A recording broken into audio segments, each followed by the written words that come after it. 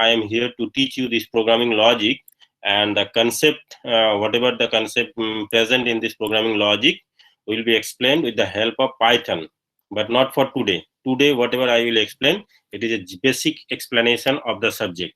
Okay, that explanation can be useful for Python, can be useful for C, can be useful for Java, can be useful for any kind of programming languages. Okay, so before the midterm, you have this 7 content, main content, where you have introduction to computer and programming logic, the module, the structure, decision making, repetition structure, array, file handling, and exceptions. Okay, so in today's class, I will give you some hints about this decision making, decision structures, modules, repeating structure, but not in terms of programming, but in terms of some other concept. Okay, and today mainly I will explain this first point, introduction to computer and programming logic. Now, before going into the detail, let's see what are the other points included in this content. Okay, so these 7 content are after your midterm, before the final exam. So this is not the midterm, this is the final exam. So you have data handling, modularization, object-oriented programming, OOPS and UML. OOPS means object-oriented programming. That is, in short, it's called OOPS. Okay, scikit-learn or scikit-learn, whatever you call, all these things contain after the midterm exam. Okay, so in case of introduction to programming, whatever I will explain today is about to understand the computer systems. Okay, what is a computer, and how a computer works, how a program can be written in a computer, and how program executes on a computer. Okay, so for that you need to understand the cycle of the program development. So how a program developed and what the intermediate steps actually you have to follow before the final execution, and when you have a final execution, what to do with that code. Okay, next is before writing the program, you need to follow some basic steps or basic philosophy to write the program, and how to do that will be explained in the next section, that is pseudo and flowchart. How to use these two things for writing program, that will be explained here. And then programming and user environment and by evaluation of programming model, these two will be explained in the next class, when I will show you some examples with writing codes in different environment. That time I will be explained in better way. And criteria for good programming, that will be explained in today's class. This introduction to computer and programming logic. As I said, this contains this following sub-content, and which includes first to understand a computer system. What is a computer system? A computer system is nothing but some components which are used to process anything, and something which you need to store. So that means there are two main basic components of a computer system. One is the processing unit, another one is storing unit. Okay, so another way you can say that a computer system have some hardware and some software. Okay, what is hardware and software? Hardware is like a physical devices, whatever you see in front of you, just in front of you in a computer. If you have desktop in front of you, then whatever you are you can visualize, everything is a physical device, and that is associated with that computer system. So everything altogether or individually is called an hardware. Okay, and software is a program which you cannot see, but you need them to work on those hardware in a computer systems. Those softwares will tell the hardware what you need to do, or what the hardware need to do for solving your instruction. Okay, so this software is basically the programs, and here you will learn how to write those programs. So a computer is an electronic device which is capable of receiving data in particular form, okay, perform some set of actions. Those actions are predefined. It's not that whatever you want computer can perform. If the instruction is not given earlier, then computer will not be able to perform. So that's why it is called a sequence of predefined instructions. And how those instructions will work, where those instructions will work, those are called variables. So all those things have to be present in the computer system, performing a sequence of predefined but variable set of procedures or instructions. Okay, yeah, why it is predefined? Because it must have to be installed before giving the instruction. It's not that whatever the instruction you can give, like if you want your laptop to say, for example, just eat on behalf of you, it is not possible because the instruction is not given previously.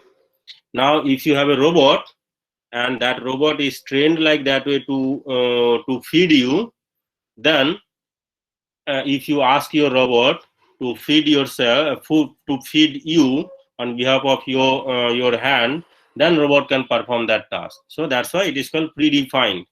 Okay, produce result in the form of information or signals. So after the processing, computer gives some information at the end in the form of signals or information.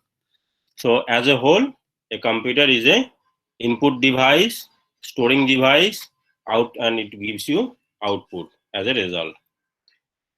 Okay, a set of things working together as part of mechanism or an interconnecting complex network is together is called a system or a computer system. A set of principles or procedures to do something, to organize the scheme or method. A computer system is a system to collect elements or components that are organized for a common purpose. Okay, common purpose means for what the system actually built for. Okay, so when we talk about computers, we actually mean two things. One is hardware, another is computer for software. Hardware is the physical devices, what I already said, and software is the thing which help the hardware to do and how to do. So hardware means these things in your computer. Maybe some components are present, some components are like these are the things which is included inside your computer systems. Okay, so that's why these are called internal hardware components. Those are kept in a box, and there are some hardware components which are like you can see from the outside world, like this. So the web camera, the motherboard, not motherboard is actually an internal, like CD drive, laptops, printers, scanner. Okay, this fax machine, all these things can be called as an external hardware component. Those are kept outside the box, and those are kept inside the box is called internal hardware component. Okay, now a software is equal to a program, as I said earlier, and a program is a set of instruction which you have to give to the computer to perform some job. Now those instruction you have to write in a computer, and those writing process is called programming. So programming is a procedure to give or to write instruction to the computer. Okay, so the software can be of different types. So your hardware is here at the center. Okay, and some instructions are need to control the hardwares. Okay, and some instructions are used to perform your task. So it's not directly whatever you are using, it's not directly giving the instruction to the hardware. In between you have you have some softwares which give instruction to the hardware and also accept the instruction from the from you. So those softwares are called system software. That means they are handling the system. You know the system, that means those hardwares, as I already internal components and external components. So those programs or those softwares which are used to handle the hardware are called system software. and those softwares which user, you, me, anybody who used to work on computer, those are called application software. These are the two broad categories of softwares: system software and application software. Application software is you giving instruction to the computer, and to perform your instruction, hardware needs to understand your instruction, and system software will help to do that. Okay, so at the core you have hardware, and then you have system software on top of the hardware, and on top of the system software you have application software. So if you see the broad categories of the softwares, then it looks like this. So software can be divided into three different types: system software, application software. And now the third category is utility software.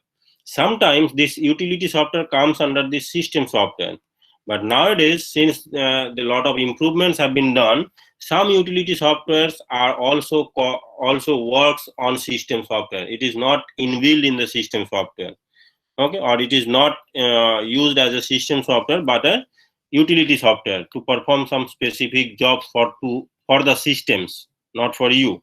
And what the software used for you is the application software.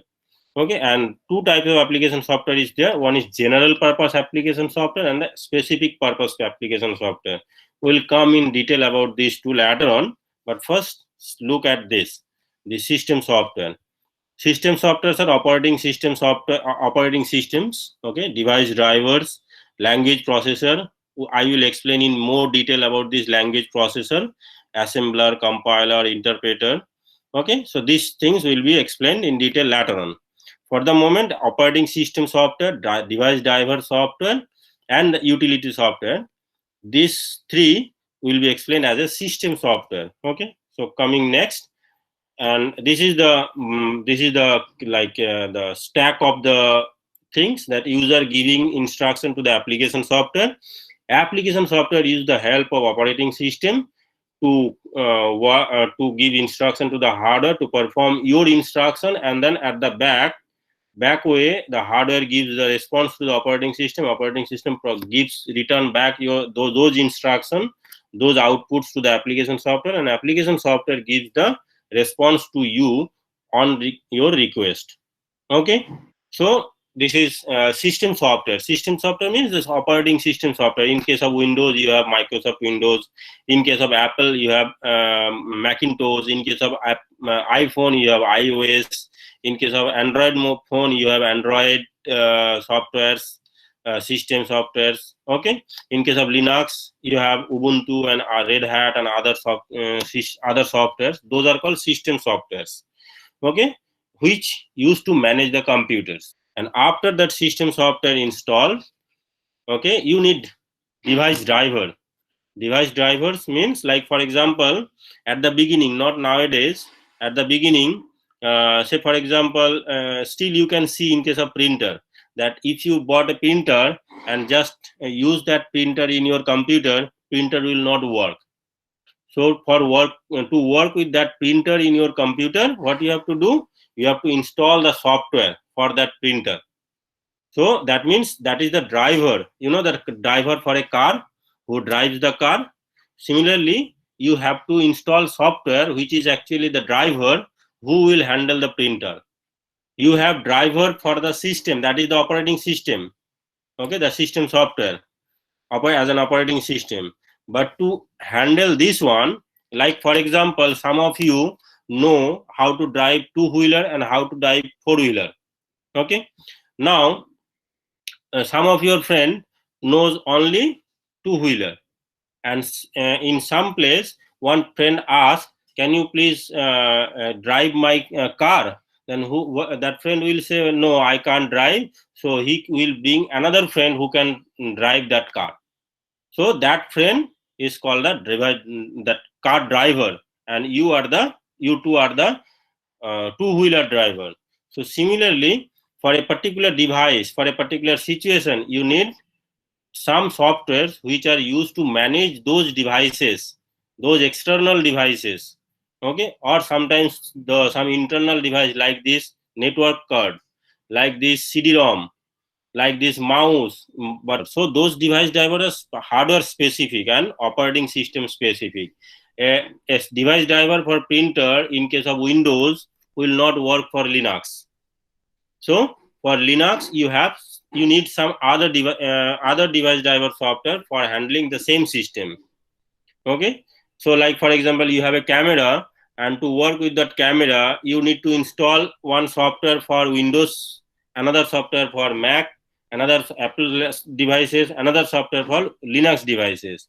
So that is the operating system specific and hardware specific. Like the driver for printer will not work for camera. Driver for scanner will not work for network card. Okay, so that's why these are called hardware specific and operating system specific. Next is utility software. Utility software helps to maintain the computer system. So it's not that you have to work with those softwares for daily needs or for your job, but you need to use them for handling the system.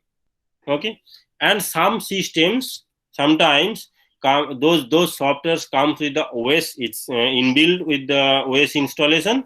Some you have to install later. Like for example, when you install that Windows software, Internet Explorer come with that OS installation, right? Internet Explorer for working with with the web pages. Now, if you want some other like Chrome, like Mozilla, Firefox, like Opera to work with those, you need to add them later on. So the same purpose, same work, some provided with the OS installation, some you need to install later on or externally. Okay. Some softwares are used, this utility software are used for file management software and disk management software. File management software like organizing the files, disk management software to organize the disk, like partitioning and all these things. So except this like the uninstalling manager, disk compression, data synchronization, registry cleaner, data compression, these are the softwares or the utility software comes with the OS installation. But like cleanup tool, antivirus tools, it's not come with the OS installation. You have to install them externally or later after OS installation for organizing your computer, whether there is a virus or not, to clean those viruses and all these things. Okay, so these are the utility softwares. Next is application software. Application software means which you need to use for different application. Okay, different application means to work with the computer, to write mails, to see videos, to write note for you. For all these things you need different softwares. Okay, so this application software, in short, it is called apps. Like in mobile, you see, I don't have this app, I don't have that app. So that app means application software. Okay, it is specifically built for end users. End user means you, who is using the system. This application software have different versions, one for desktop, another for mobile, another for browser. Browser means a cloud remote, by which you can work remotely. Okay, so like for example, Word. In case of mobile, you have to install Microsoft Word or Office Word in the mobile version. For desktop, you have Microsoft Office version. For browser, you have Google Office, Google Doc, all these things. Okay, so different softwares, different for same software has been designed for different platforms. These are designed for productivity tasks, to produce something such as calculation, text editing. Okay, this application software helps in this kind of jobs. Sometimes playing games. So games you can call as an application software.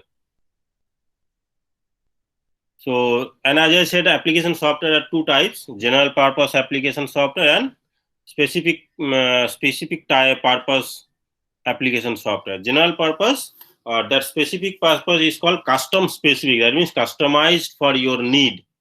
Okay, need whatever you need to do for a specific job, a software can be built, and that is called custom specific software. General purpose software is called off the shelf. Like, you went for you go for shopping and you want to purchase some cloth, so you bought some ready-made cloth and you just bought and you open the box and wear it, just finish. That is the ready-made software, off the shelf application, off the shelf software. Okay, design fully featured package, like everything is packaged nicely. Nicely means you have a nice cutting, you have nice stitching, you have nice looks, everything is properly designed and kept in a box. You just buy them and just wear them. Now custom specific means instead of buying a ready-made shirt, you buy some cloth and then go to the tailor, okay, and then give your specific requirement, and then that tailor will cut the cloth and then will stitch as per your requirement and will give you after the stitch. Okay, and then you wear that cloth for your need. So that's the is called tailor made for a specific client specific need. May contain borrowed features. Say for example, the collar of the shirt, maybe you need something like very extraordinary design. So what you need to borrow that collar specifically to that tailor, and tailor will fit that collar in your shirt to look it nicely. So that's why it's an example of borrowed features from of the shelf. Sometimes, like in computer, when you try to install, when you install something, that feature, that software use the system software's component. Okay, they are mainly you mean to maximize the productivity and provide cordial interfaces for the, so a nice interface, so a helpful interface for the user for solving the general purpose. Excess features of the general purpose software will be used for that maximize performance. Okay, next we come to this developing these application softwares and all these things, or system softwares, what you call is a programming, right? As I said earlier, so that these softwares is called programs and the writing this software is called programming. So this every programming has some steps, and that step is called program development life cycle. Like for example, in case of you have a life cycle. In case of programming, there is a life cycle for that program development, different phases of the development. Okay, so as I said earlier, the program is a set of related instruction to solve a particular problem, and to write that set of instruction is called programming. Say for example, this is an example: a minus b whole square is equal to k equal to a minus b, result equal to k into k. So this is your problem. Okay, you want to solve a minus b square, and for that what you need to do, you need to first you have to solve a minus b, and then that result will be stored in a variable called k, and then you multiply k 2 times, you will get a minus b square, right? So similarly, if you want to convert Celsius temperature into Fahrenheit or Fahrenheit temperature into Celsius, you need to follow this formula. You need to convert them into one by one, and then you will get the result. So this is the basic set of instruction you need to follow to solve a particular problem. Now programming is to convert this set of instruction for your computer, which will solve on behalf of you. Okay, so designing a program means defining the logical flow of a program. So to solve this task, logical flow, what will be the logical flow? How the program will take the input, how it will produce the output, what will be the intermediate steps. All these things you have to design before writing the program, and that's are the important steps in the program development life cycle. So as a whole, the program development life cycle looks like this. Okay, where you have 2, 4, 6, 7 steps, 7 basic steps. Okay, 7 basic steps, understanding the problem, that is the first step. So if I ask you to solve or convert Celsius temperature into Fahrenheit temperature, so you have to understand first what is Celsius temperature is, what is Fahrenheit temperature is, how you can convert it, and what kind of value I will give. All these things you have to understand. Okay, like if I ask you to convert a Celsius temperature into Fahrenheit, and if I give you, okay, a degree is a Celsius temperature, and convert it into Fahrenheit. Okay, so, and then you will say, okay sir, I will convert it. And then when you try to convert it, then you realize a is not a number. So how you will convert it? So understanding everything from the input to the output. Okay, and the end, say for example, you have given, sir, k is the output, and what I will understand with that k is not a number. So you have to give the output in a understandable format.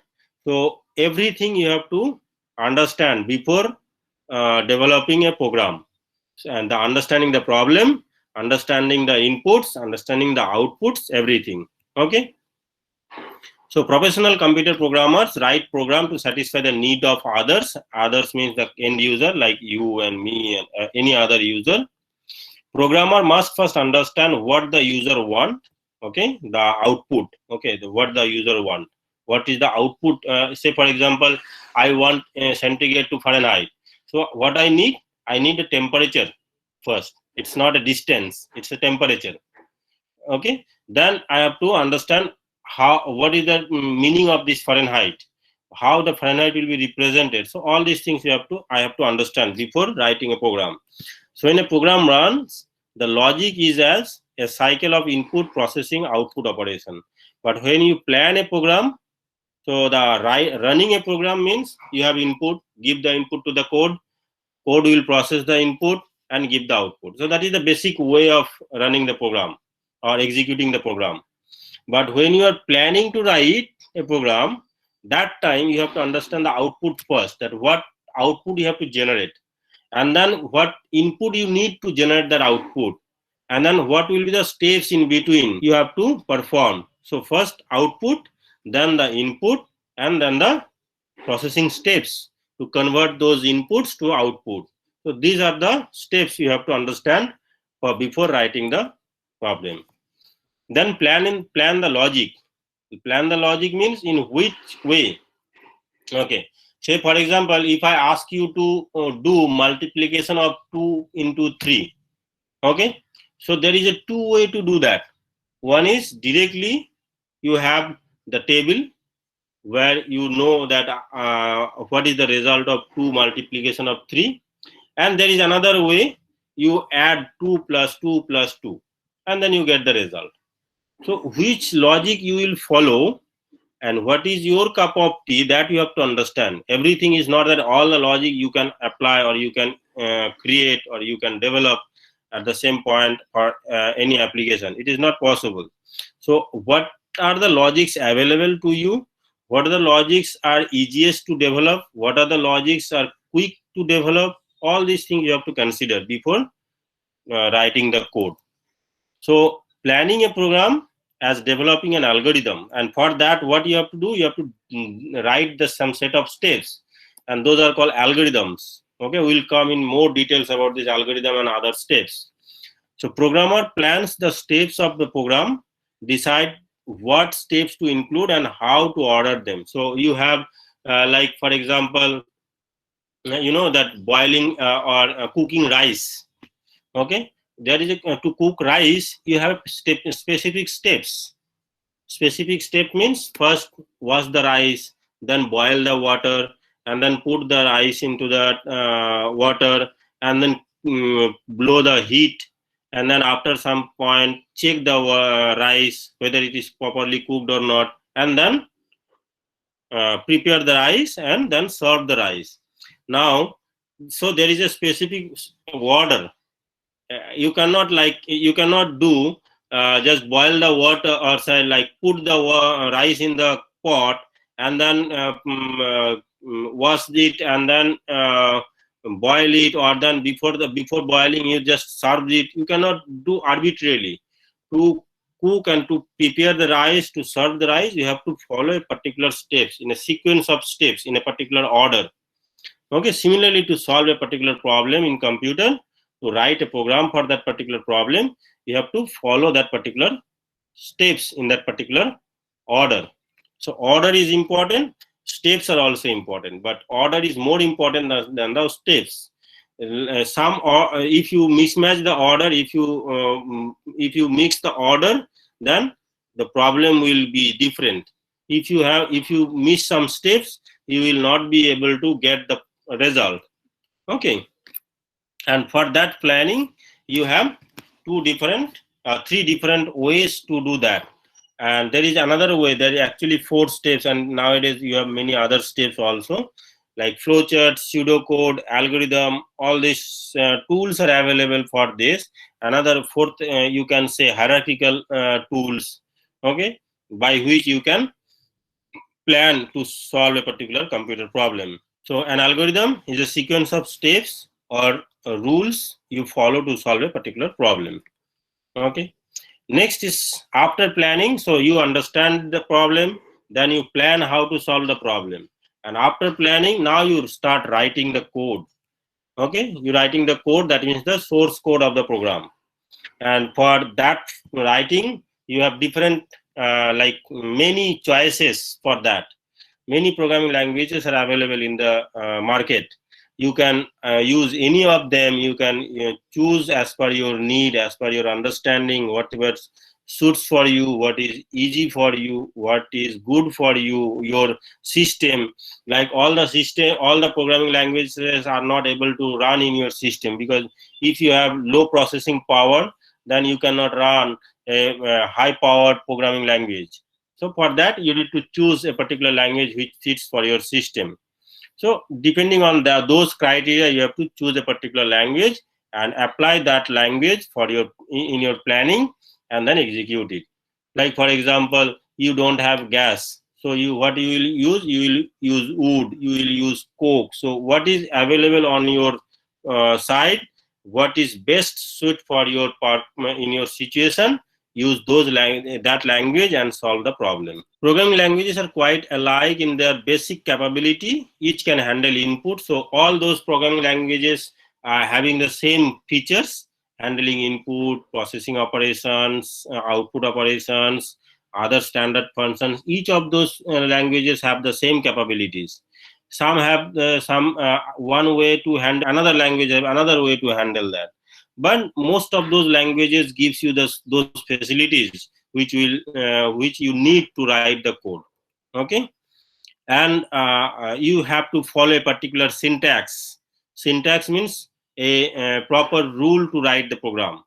Okay, that will be explained, what is the syntax and how you can do that. That's you have to know before writing the program for that particular programming language.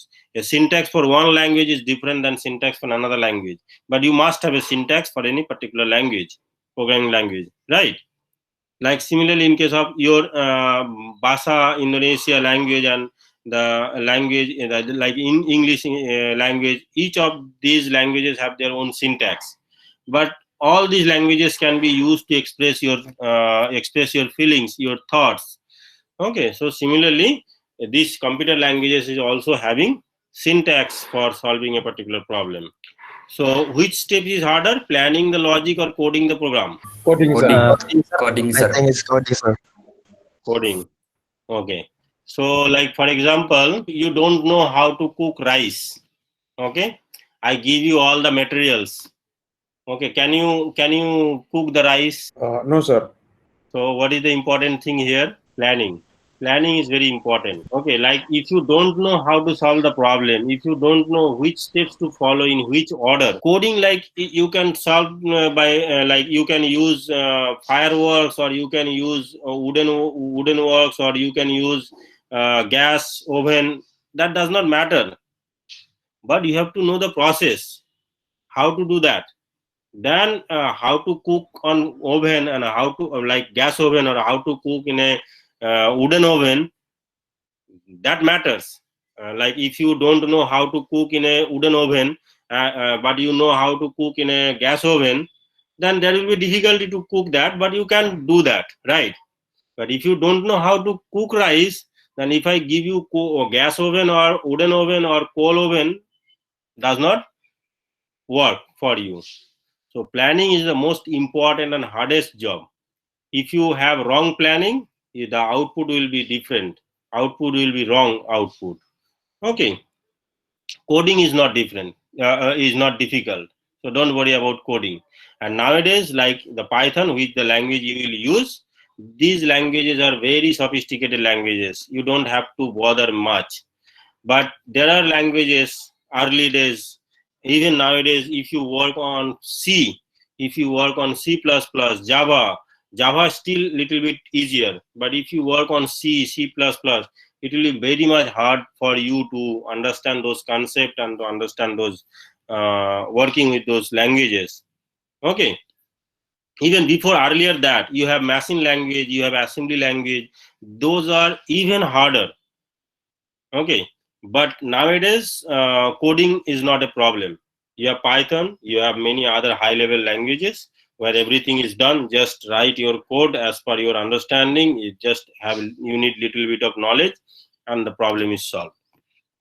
Okay. So planning is important, and for planning, you have different tools. Those tools will be explained after few slides. So then the translate the code. So after writing the code, you have to translate the code. It's not you, but someone on behalf of you will translate the code. Like you have written the code in English language, right? English language with following some syntax. Okay, it's not like English language, but with English alphabets with some syntax. Now, that language, computer language, or that programming language need to be converted into a particular format which will be understandable by the machine. Like, say, for example, I don't know Bahasa Indonesia, right? Now, if you talk on that language with me, I will not be able to understand for sure. So for that, what I need someone who will convert or who knows the Bahasa Indonesia and also my language. Okay, both language that person knows. And you talk to that person on Bahasa Indonesia, and that person will convert your language, your expression to me with my language. So similarly, to work with a machine, first you have to write in a computer, in a programming language, and then programming that particular person or that particular entity will convert your language into machine understandable language, because machine understand only 0 and 1. Okay, your computer system understands 0 and 1. Your computer system stores 0 and 1. So you don't think that your computer system stores A into A, B using B, C using C. No, they stores A using 0, 1. J stores B using 0 and 1. They write A using 0, 1. So every way they use only 0 and 1. The combination of zeros and combination of ones. For you, it is A, it is B, it is C. So there is someone who convert this. Okay, and that's the process of translation. High-level languages use translator program. There are two translators. One is compiler and interpreter. I will explain in more detail about this compiler and interpreter and differences between them. Although in every cases, the syntax of the programming languages differs. Okay, the same program logic can be expressed in different languages, and different programming languages have their own 0-1 representation or their own converter for that. Okay, so this is the basic steps for checking the errors, whether it is properly written or not. So you write your code in a file. That file will compile. That file will go for compilation for checking the syntax error. If there are some errors in syntax error, that there is a missing of comma, missing of full stop. Like for example, this, if you write some essay in your high school, so first teacher checks whether there is a spelling mistakes or not, whether there is a comma is given or not properly, a full stop is given in the proper place or not, other symbols are given as per the requirement or not, So they will check all those things at the beginning. And then when these are properly checked, they will then try to understand, decode whether you have written correct answer or not. Okay, if you have written a good text with proper syntax, but that is not the good answer for that particular question, then that is a problem also. Okay, so that is another error.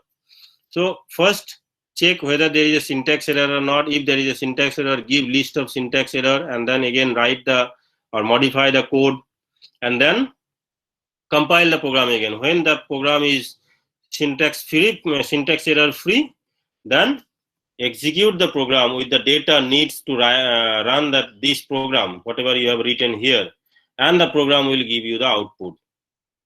Okay, so this is the execution of this is not the this is the execution of a very the overall execution of the program for checking the syntax. As I said, for planning the program, you need to write something, and that's called documenting the problem. So you need to understand the problem, and then after understanding, you need to write the problem, and that problem understanding writing is called documenting the problem.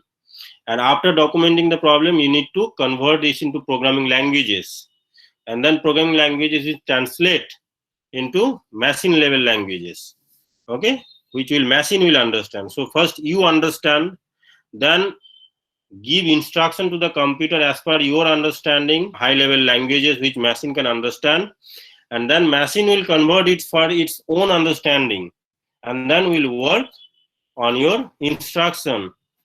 Okay, so this high level language is called the source program, and the low level language is called the bytecode or the object program. Okay, so the source program is which is written by you, and object program which is given to the machine for performing the job. Okay, so source program is not directly going to machine to perform your job.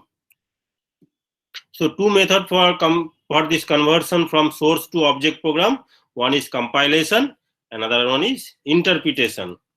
What is compilation? Compilation is a process in which source program instructions are translated into a form that is suitable for execution by the computer.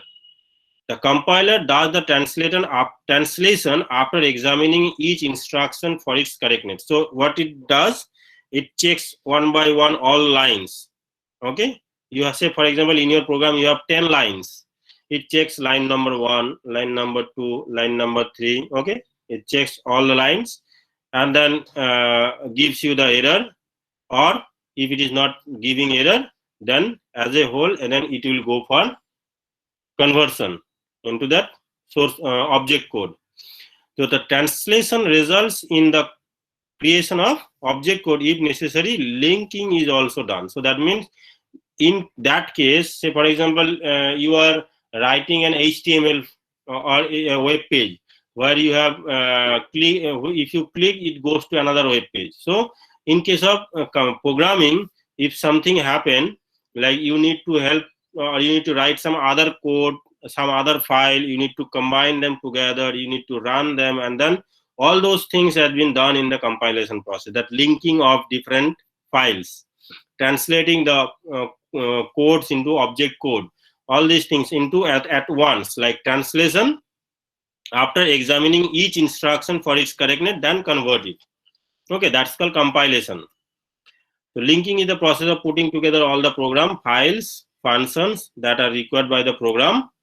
After compilation, program can be executed. So after giving the object code, program can be executed. During the execution object is loaded into the computer memory and the program instructions are executed. Okay, now the interpretation. So that in case of compiler, what will happen? One by one, all lines checked gives you the error as a whole. But in case of interpretation, compiler normally translate the whole source of program into object program as a whole. As a whole means at the same time, all complete file will be converted. Okay, but in case of interpretation, some computer languages uses an interpreter to translate the source program into object program, Interpretation refers to the process of translating each line, not the whole program. Remember the difference. In case of compiler, compiler translates the whole program after checking all the lines. Say for example, you have 10 lines in your program. It checks all 10 lines one by one, and if it is correct, then convert the whole program into object program. Okay, source program into object program. But in case of interpretation, one line checked, converted into object program. Second line checked, converted into object program. Third line checked, converted into object program. Like this way. So it is an interpretation refers to the process of translating each line of the source program into corresponding line of object program and executing the line. So you have given one line, converting the line into object program, and then executing the line of that object program. Then the next line comes, then converting the next line, and then executing the next line. Like this way, line by line, it will execute. Okay, but the process of converting the source program into object program, whether it is as a whole or it's line by line, it follow the same process, and the same process means the process of this different components which will check different errors. Lexical analyzer who will check the lexical components of the code. What is lexical component will come. Then it will check the syntax in analyzer, that syntax problem is there or not. Semantics analyzer, there is any semantical problem exist or not. And then after semantic analyzer, the codable instruction will be given to this code generator, and code generator will generate the object file. Whether if it is a source file, if it is a compiler, then whole source program will go one and will be generated the object file. If it is an interpretation from the source program, one line will follow all these steps and will be generated here on an object code. Then the second line will follow all these steps one by one. And if there is any problem at a particular line, program will stop. This is the basic principle.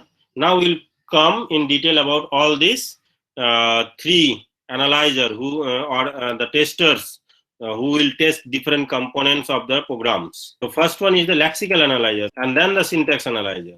So lexical analyzer interacts with the syntax analyzer, and syntax analyzer is also known as parser. So lexical analyzer works with the parser together. There is a table, okay, like for example a dictionary, okay.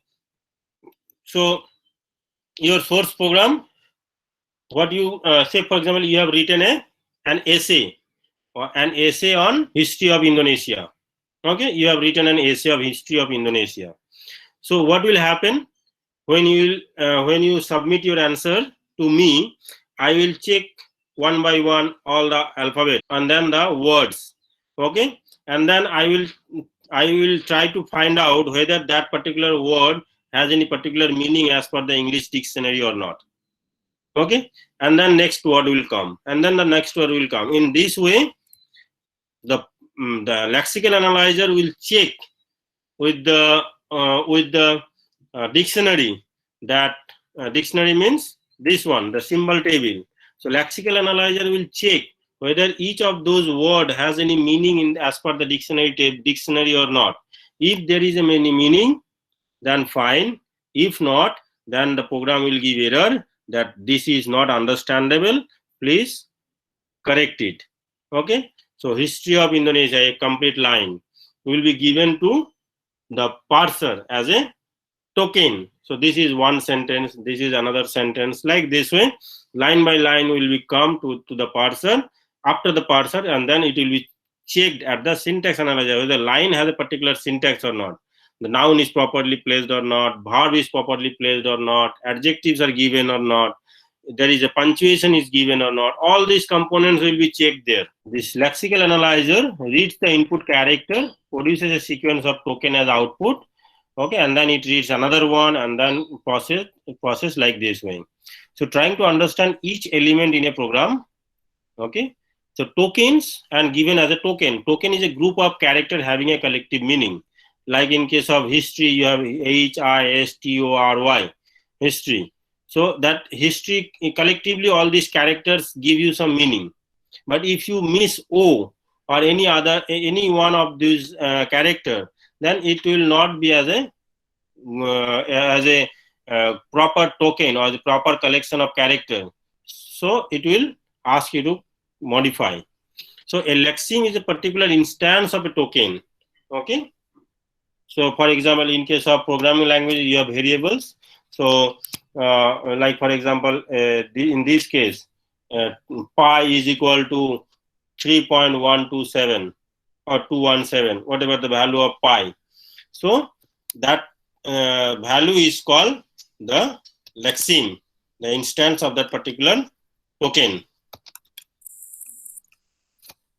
Okay, so this is the token in this particular sentence, const pi equal to 3.14159 semicolon. So semicolon is also included as a token. So see here, token 1. So this is the identifier, so it's a token, and this is the lexeme. This is the identifier pi.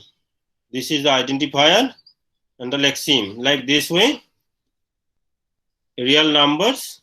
So this is the token, identifier, lexeme is pi. There are two issues in case of lexical analysis: how to specify the token. So that is the how to write the dictionary kind of things, and how to recognize the token given a token specification.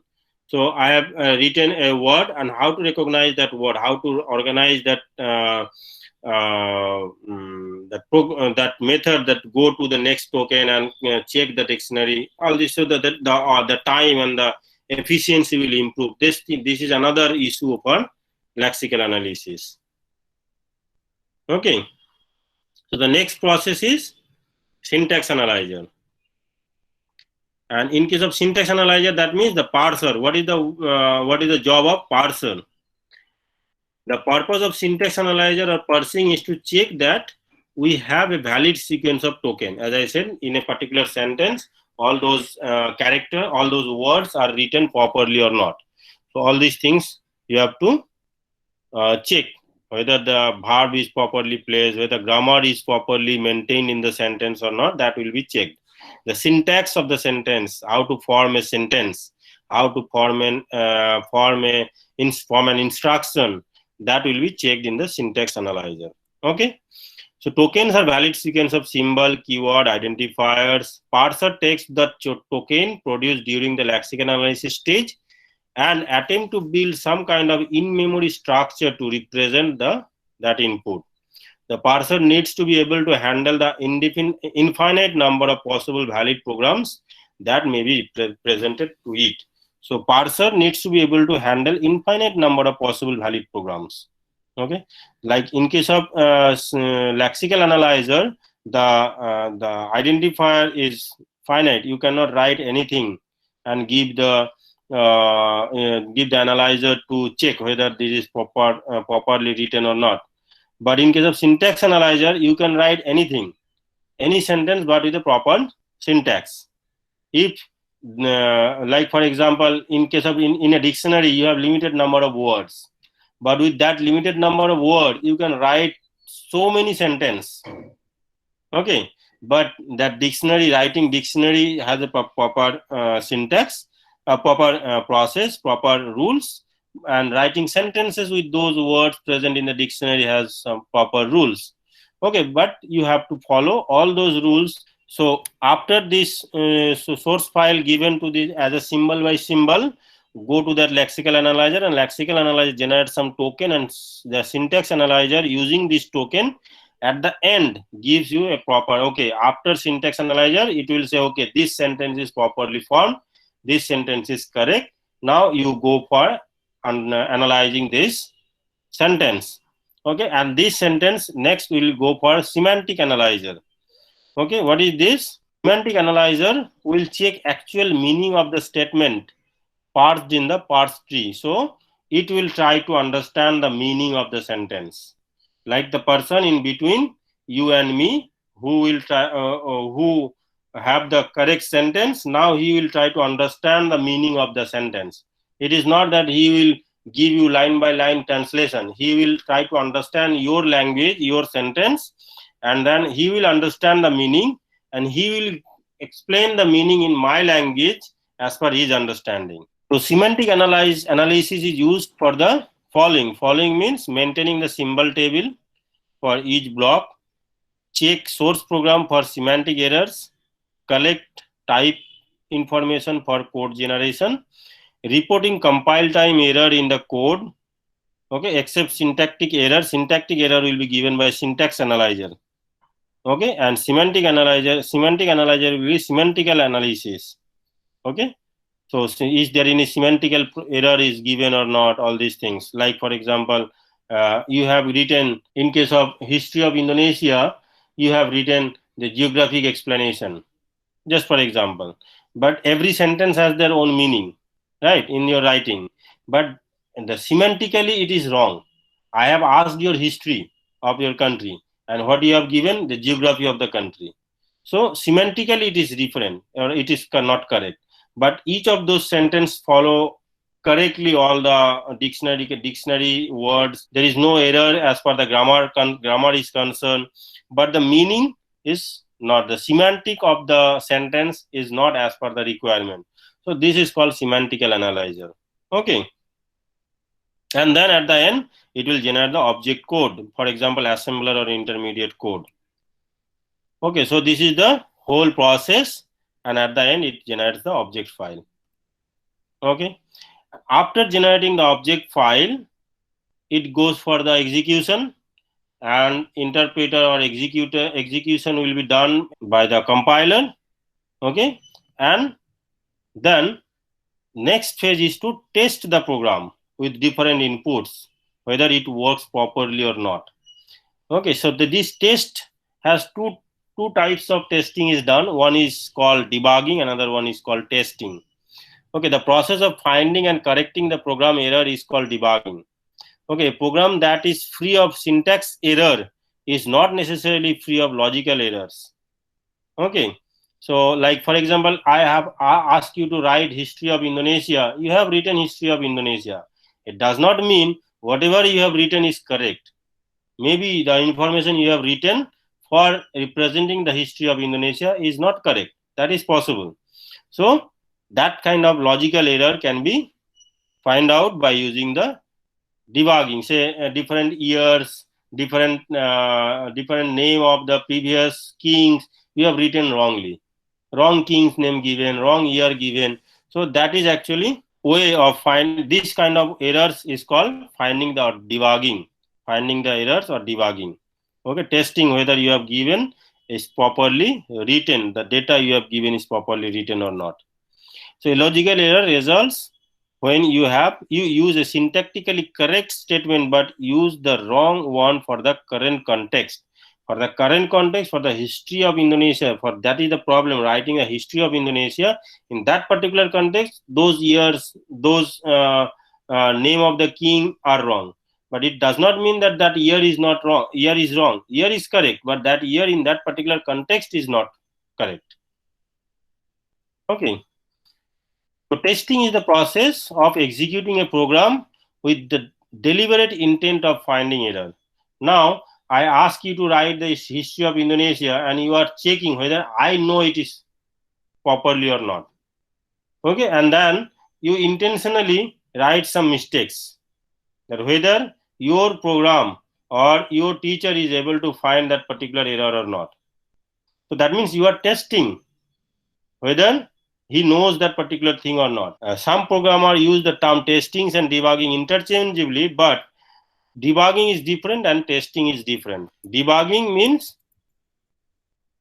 process of finding and correcting the programs. So process of finding and correcting the errors are called debugging. And intentionally giving the error in the code and then try to find them is called testing. Okay. Testing is a means of detecting error and debugging is a means of diagnosing and correcting the errors. Okay, so this difference is clear between the interpreter, assembler, testing, debugging, lexical analyzer, syntactical analyzer, semantic analyzer. So you must understand these terms and know the differences between them. And then after testing the program, if you have properly tested and debugged that code, then your next task is to give that code for that particular purpose which is written for. Okay, that code is written for. Putting the program into production might mean simply running the program once if it was written to satisfy the user's request for the special list. Okay, so just to check whether it works properly or not, and then if it is work properly, you give to the end user will work with that. And then time to time you have to maintain the program for different needs. Say for example, the user may change its need. Okay, now say for example at the beginning, user wants a program to convert the height of foot, okay, that feet, how many feet long, so that feet into inch, okay, like convert the foot into inches. Now suddenly your requirement changes and you want to convert your height into centimeter. So that correction need to be done in the code. It's not you have to write again a whole code, but some portion of the code need to be modified, and that maintenance need to be done to fit the customer's demand, okay, the user's demand. So that is called maintenance. Now different levels of programming languages. Okay, levels of programming languages means how many ways you can write programs. One is low level language, one is medium level language, another is high level language. Now, low level languages are directly understandable by the machine. You don't need interpreter, converter, compiler, all these things to convert them. Medium level languages need some sort of converter or as interpreter to interpret them into machine understandable format. But high level languages are having a very high level of abstractions, the hiding of machine low level language, low level instructions, a very high level of abstractions are imposed in the high level languages, and these low level languages are called machine level language. So one-to-one combination is there. Medium level language is also called assembly level language, where you have little bit of abstractions, the hiding of information, and giving the upper level of abstractions to the user. And high level languages are the higher level languages which have very high level of abstractions. Now you even after that high level language, you have very high level language, very high level languages, different generations of language, first generation, second generation, third generation, fourth generation, fifth generation languages are there. So fundamental language of a computer's processor is called low level language. All programs are converted into machine language before they can be executed, and these low level languages consist of only 0 and 1s. Now if I ask you to write the history of Indonesia with 0 and 1, it is very difficult for you to write with 0 and 1. So what you need to do, you need to write a table where each of your word need to be represented with 0 and 1 combination. And now you write a particular sentence, collect this word from that table and write that particular 0 and 1 into that particular sentence. Okay. So there is no abstraction. It is directly understandable by the machine. The language made up of binary coded instruction built into the hardware of a particular computer and used directly by the computer. So at the beginning of this computer systems, when these computer systems have been like invented, okay, that time actually this kind of machine level instructions, machine level programming actually used. Nowadays, and then after that, when the little bit of improvement have been done, then those 0, 1 have been converted into some small chunks, converted into those chunks into different combination of alphabets, which is easily understandable by the user, the human being. Okay, and that is called assembly level language. Now for the machine level languages, what are the characteristics?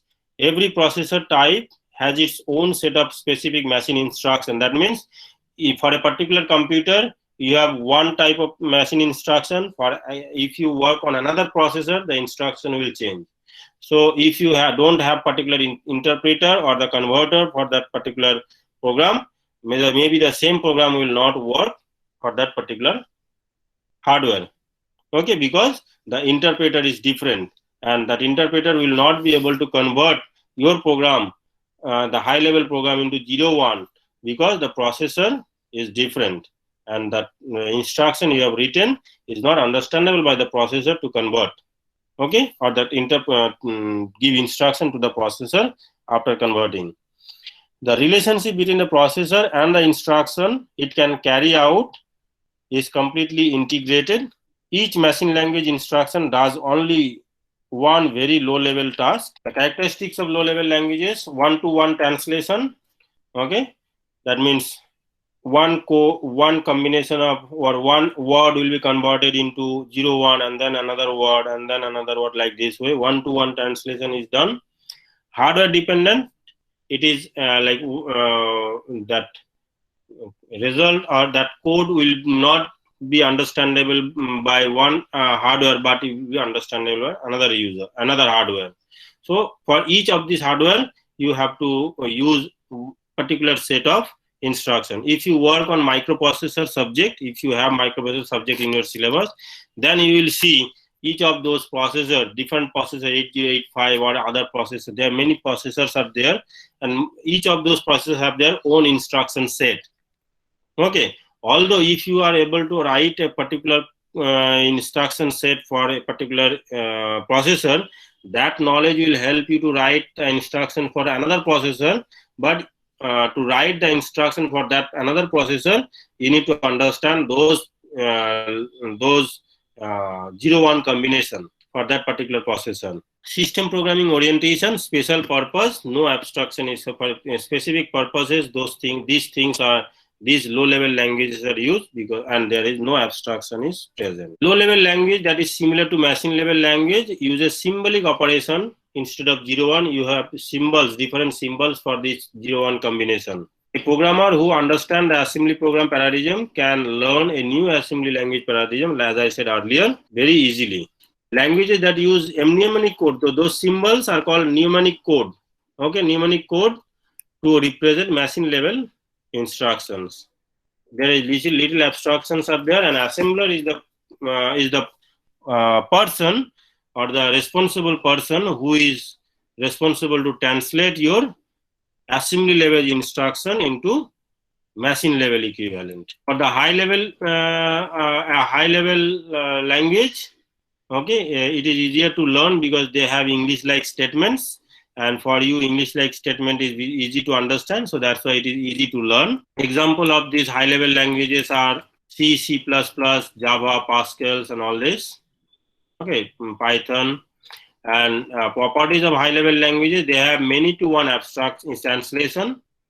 Okay, hardware independent, application oriented, general purpose. All these points have been already explained, so not explaining in detail. If you have problem to understand, please let me know. What are the properties? Many to one translation, hardware independent, application oriented, general purpose, and powerful abstraction is there. The next thing is the point, that is pseudocode and flowchart to develop the logic of programming of problem solution. Okay, the problem solving cases. How to write pseudocode and flowchart. So programming task is divided into two phases. One is problem solving, documenting, and all these things. And next one is implementing, testing, and all these things, right? So that program development life cycle can be easily divided into two phases. One is understanding the problem, writing the problem, documenting the problem, and the solution. Okay, that is problem solving phase. And after the documentation, you need to write it, you need to test it, you need to produce it, and then you have to maintain it. That is the implementation phase. Okay, so produce an ordered sequence of steps that describe solution of program. This sequence of steps is called an algorithm or flowchart or pseudocode. Okay, whatever you call it. An implementation phase is implement the problem solution in some programming language. So that problem solving, for this problem solving phase, you have these problem solving tools: algorithms, flowchart, pseudocode, and then. So a pseudocode is a program design techniques that use English word. It's not a programming language word. Yes, use English word but the symbolic forms. Okay, we'll show you some example how to write program using English word. Has no formal syntactical rules. Okay, there is no rules to write that. There is not. There is the simple rules are there, syntactical rules, but no hard and fast rule is present here. Okay, uses English like phrases to outline the task. That is another way of writing. A mixture of English and formatting to make the steps in algorithm explicit. A way of expressing algorithm that uses a mixture of English phrases. Indentation means space to give proper blocks to make the steps in more solution explicit. There is no grammar rule in pseudocode. Pseudocode, that means no English grammar are applicable for pseudocode. Pseudocode is not case sensitive. So whether you are writing in capital letter or small letter, that does not make any sense. Okay, so program begins with starts and end with stop. So for the pseudocode, at the beginning you have to write start, at the end you have to write stop. Okay, and they are aligned properly. Aligned means they are properly justified to the left. So start and end will be aligned properly. Next is, whenever a module name is used, it is followed by a set of parentheses. So a module name is given, a parenthesis is given. That means that set of code after that module name is included in that module. Module means a block, okay, which is responsible for solving a particular task. Module begins with the module name and ends with a return statement and always aligned.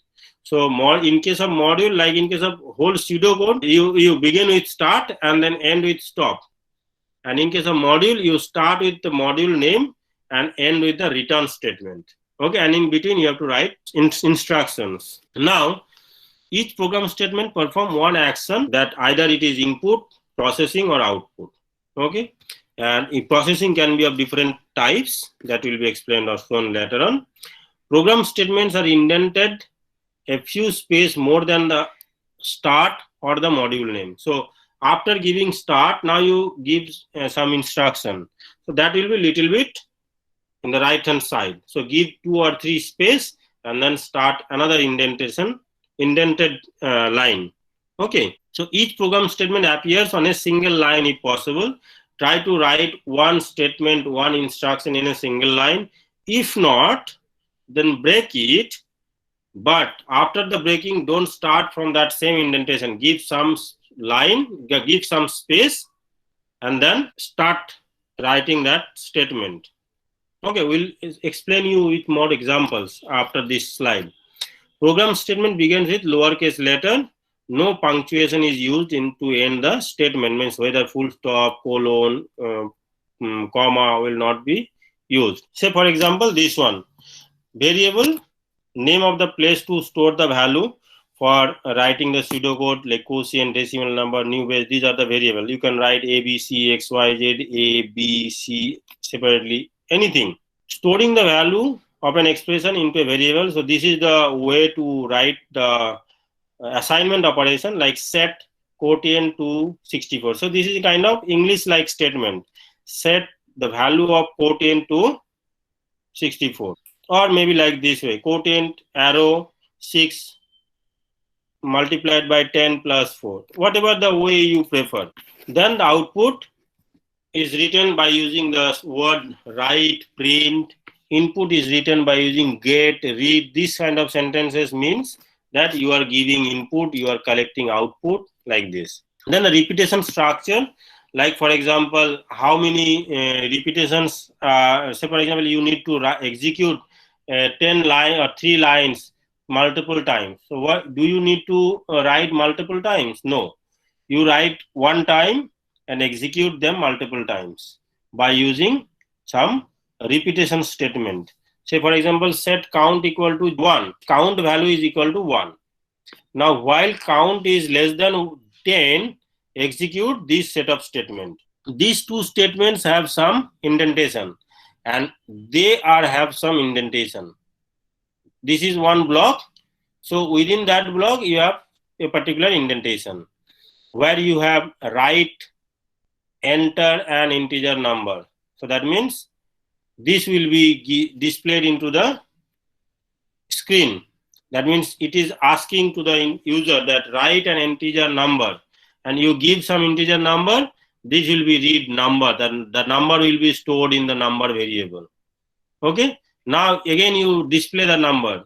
Write you entered number. That means, say for example, you entered number 10 or number 12.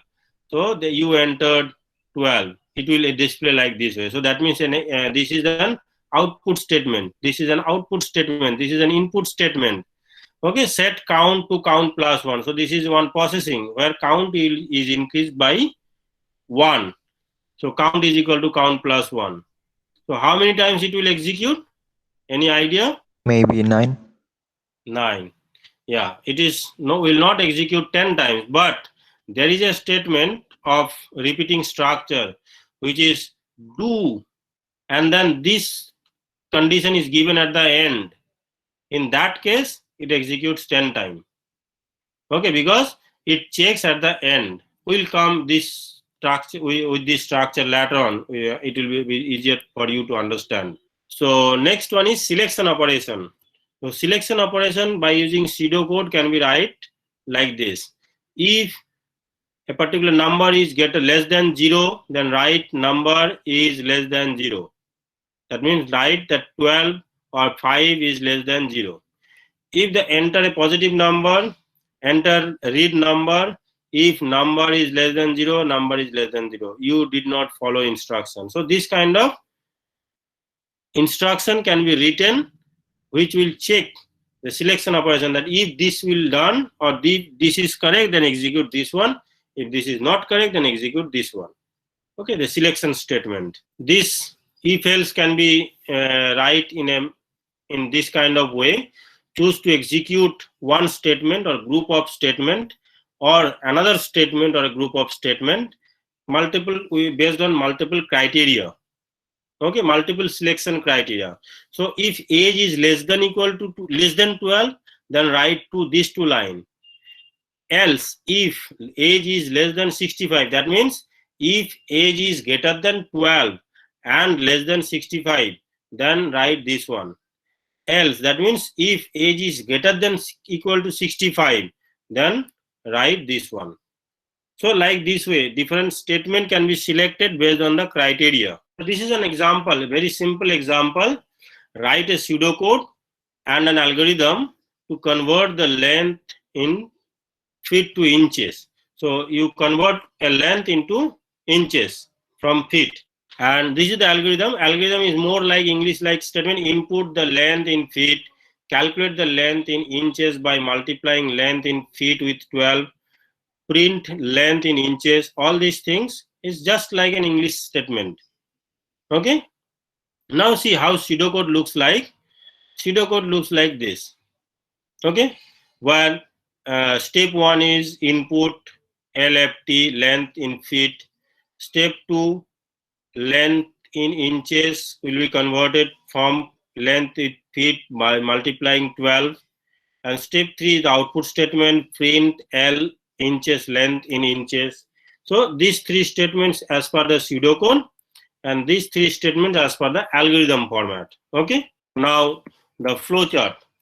We'll give you more examples on pseudocode and algorithm after having discussed with flowchart. So remember this. You have to understand this flowchart, pseudocode, algorithms, because for solving any program or you to write any program at the beginning, when you are just at the beginning started writing program, you have to think in this way. Okay, but when you are habituated, in that case, to write a small program you don't need. But for writing a good, a long software, a big software, you again need this kind of flowchart and pseudocode or algorithms to write the program, write the software. Okay, so these are so the flowchart is more like image. Okay, diagrams. You have different diagrams, different images to use to represent your solution. Use to represent your solution. So logic diagram to describe each step that the program must perform to arrive at the solution. Programmer prepare flowchart before coding, okay, and then use that flowchart to write the code.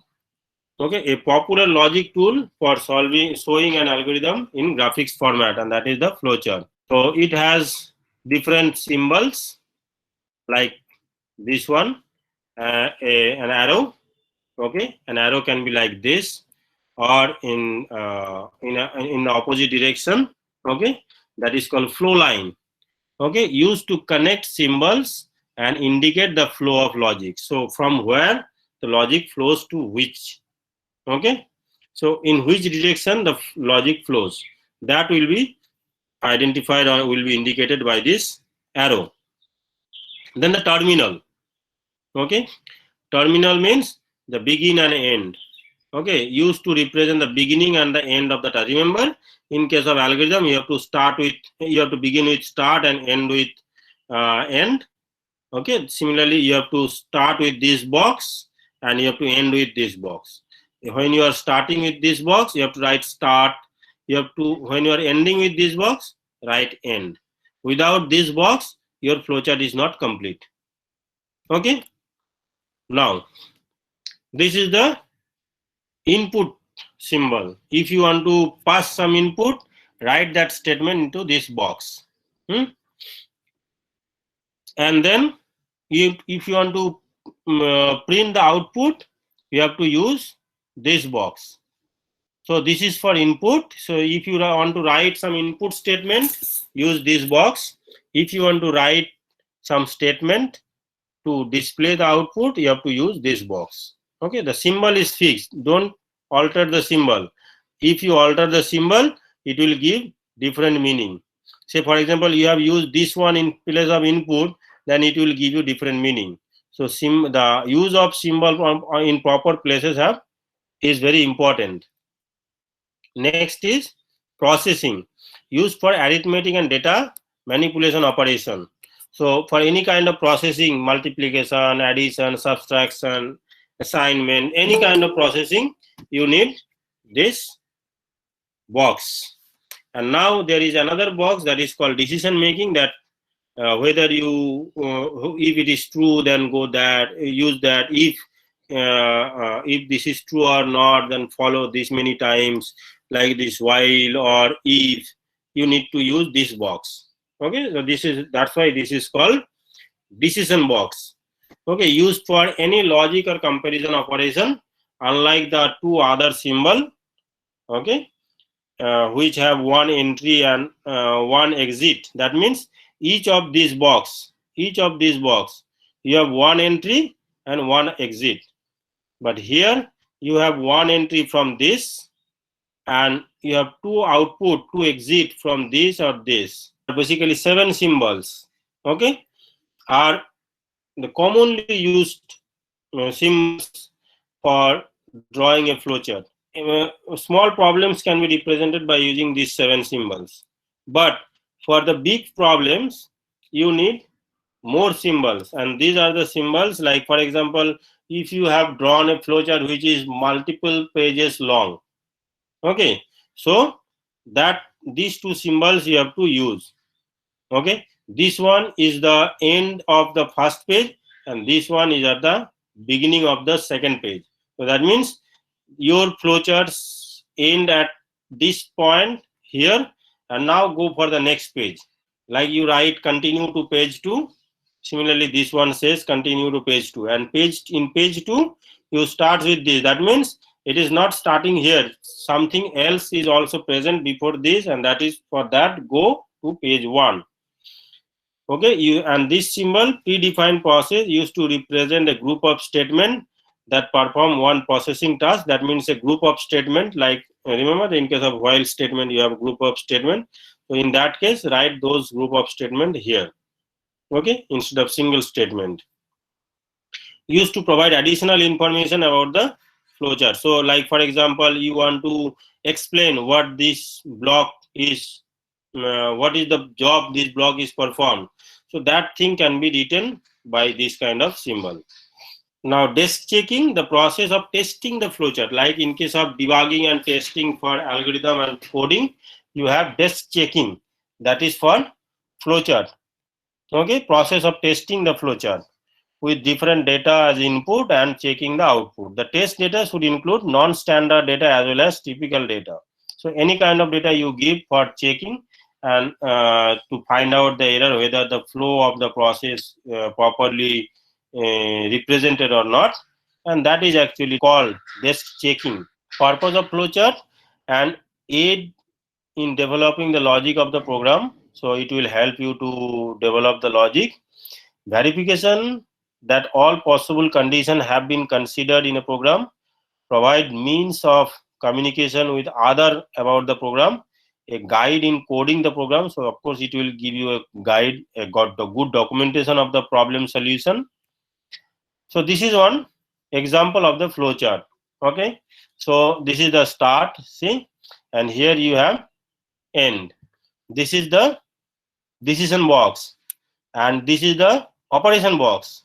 Okay, where you have to perform the write the operations. Initialize counter equal to 1 and sum to 0. That means you are performing some initialization operation. So counter equal to 1, sum equal to 0. Are there more number data? If it is yes, then go for the next grade. That means input, collect the input. So this is the input symbol. Increment the counter, again the process box. Add grade to sum. So give grade to that sum value. Okay, and then are there any data? So if you don't want to process further, say no, and the process will end here with that end symbol. That means like this start, you have one symbol here, that is end. Okay, so this is one flowchart, a simple flowchart flow of a problem solution.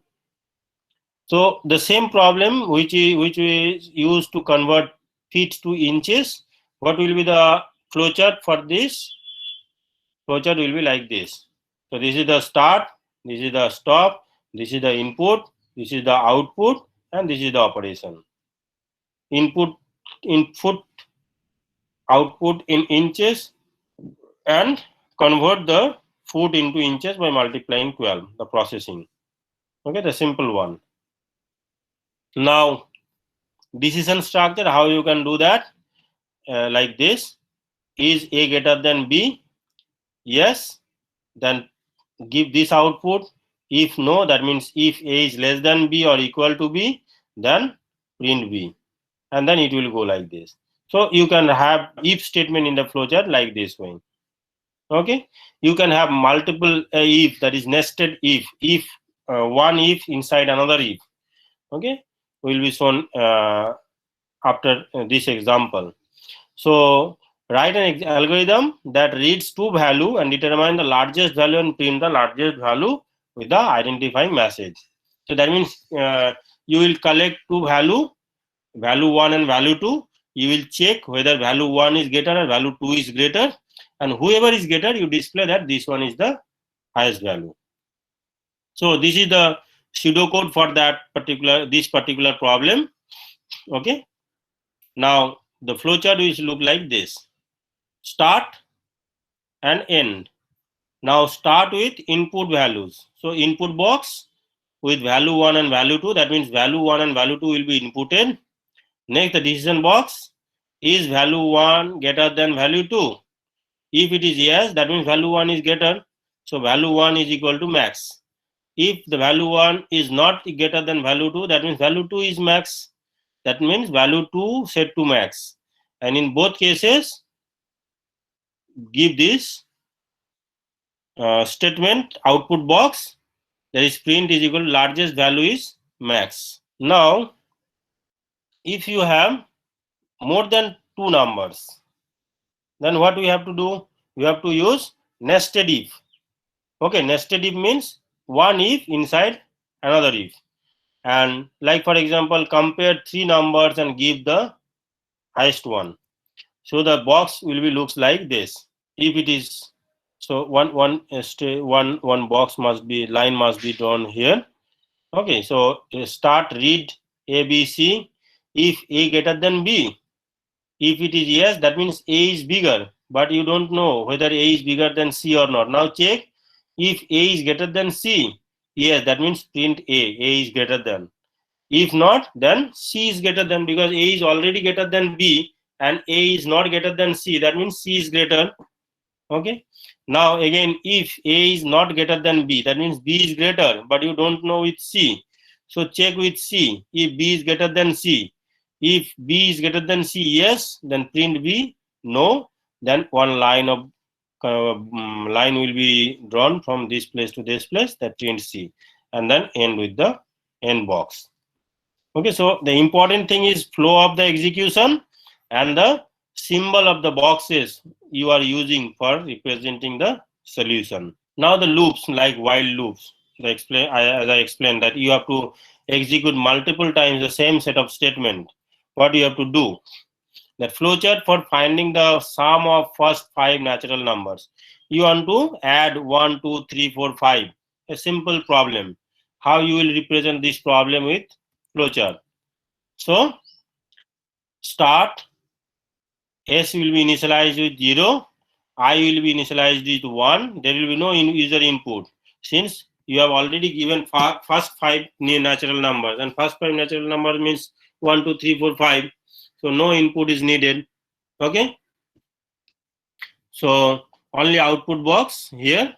Sum S equal to S plus 1. So at the beginning, S equal to 0, I equal to 1. So now S is equal to 1. I will be incremented by 1. The next I equal to 2. So is I greater than S? S means 5. If it is so, you have to write yes or no here. If it is yes, continue. If no, print the sum. So it's like this way. So remember, here yes or no is not written, but for your solution this must be written whether it is yes or no. Okay, else it is not a correct answer. Flowchart to find the sum of 50 natural numbers. So the same thing, see, is n equal to 50? Yes, no. If it is yes, then print the result. If it is no, then continue the same process. Okay. Now, what is the tips and tricks to draw the flowchart? Flowcharts are time consuming to write and difficult to update. So if you want to have some little bit of mistakes or some requirement changes, you need to update the flowchart, then it is little bit difficult.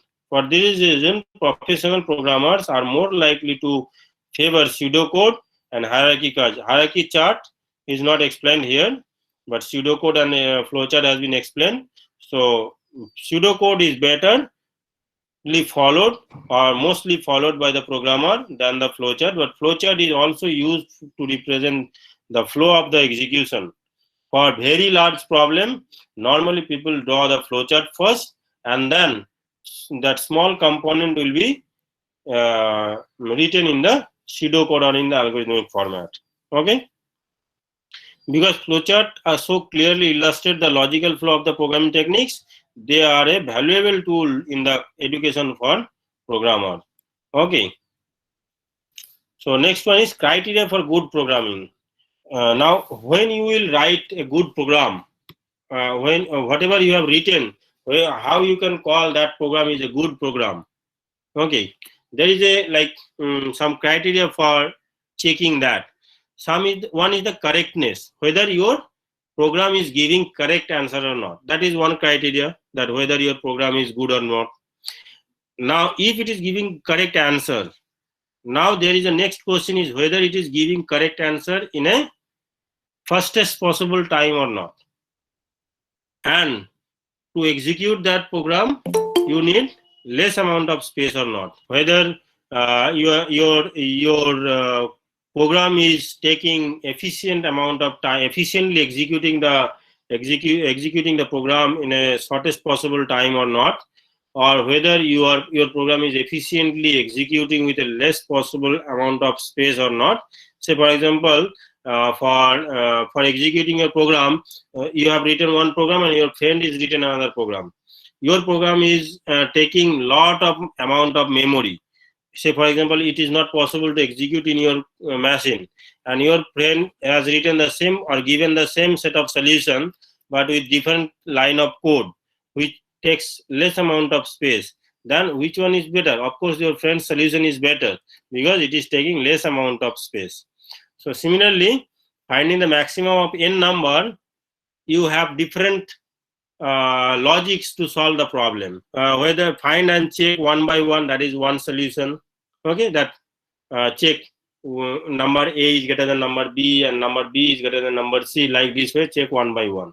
That is one solution. Another solution is divide in k pieces and find the k max and compare k max. So that means you have 10 numbers divided into 3 portions and find one maximum number from each portion.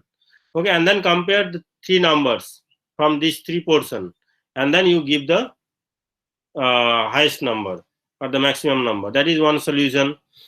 Another solution is sort them in order. So in ascending order or descending order, arrange them and then collect the last one or the first one. Okay, so another solution, or a combination of all these 3. Okay, so divide into k pieces, arrange them each of these pieces, and then collect the max one. So in that way you can perform finding the maximum number from a set of numbers. But which one will be faster, which will take less amount of space, that is important. Okay, so the program which is giving correct answer, taking less amount of time, taking less amount of space, is a good problem solution for that particular problem. Now the paradigm, computer languages are categorized into different, according to the approach they are used, into different types of paradigms. Okay, a paradigm is a way in which a computer language looks at the problem to solve. Okay, at the beginning it is procedural problem where you have procedures, and then you have object-oriented problem. Everything is combined together in an object, and then its characteristics, its features, and then functional and declarative, and then there are many other paradigms are there. We will mainly focus on procedural and object-oriented. So this is like some set of programming languages from different paradigms. Okay, and a program is a procedural program. Paradigm is an active agent that uses passive object that we refer to as data or data items. So in case of procedural paradigm, we give actions to the data and item to manipulate the data. Those actions are used, those procedures are referred, and in case of object-oriented programming, where focuses on objects or things and describes their features. So in case of object-oriented programming, it focuses on the objects and how these objects are described, like what will be the features of those objects, what will be the behavior, how these features will be behaved. So all these things will be taken care of. More on this object-oriented and procedural programming will be explained later on in the subsequent classes with different components of programming.